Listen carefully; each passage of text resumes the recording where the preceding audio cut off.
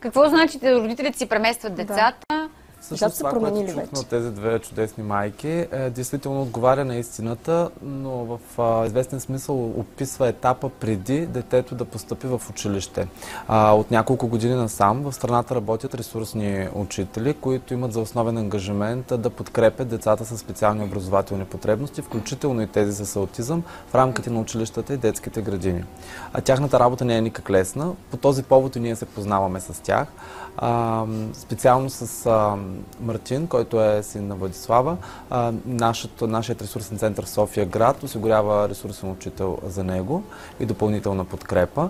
И в този смисъл за нас е много важно в момента да осигурим такъв специалист в общообразователната среда, който да може да подкрепи детето, за да адаптира учебното съдържание. Защото е факт, че тези деца трудно биха се справили с учебното съдържание такова, каквото ние го познаваме. То за останалите деца не е никак лесно, а още повече, когато си с аутизъм. Според мен, сериозният проблем е свързан с средата.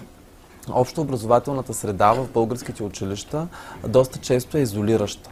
Тя очаква всички да стоят подредени в няколко колонки с чинове и да изпълняват учебната програма в точно определено време.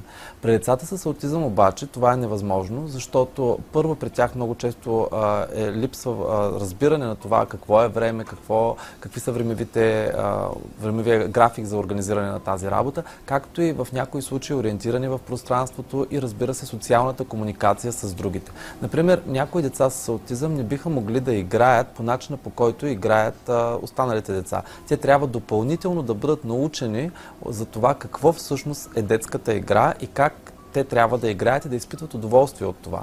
Ние обикновено сме се научили да правим това, подражавайки. Докато при тях това не винаги е възможно. Например, те не биха могли да разберат винаги, че куклата представлява омален човек.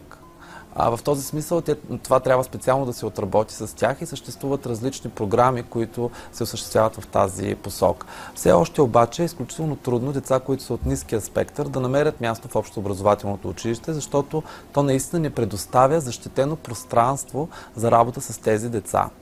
Така че въпрос на бъдещи промени нормативни и сега вече е в фокус новият училищен закон. Може би вие трябва да направите отделно предаване по тази тема, за да се види наистина в какво планира законодателя в близък план за промяна на средата в училище и най-вече да могат децата с специални потребности да намерят място там. Добре, обещавам да направим такова предаване.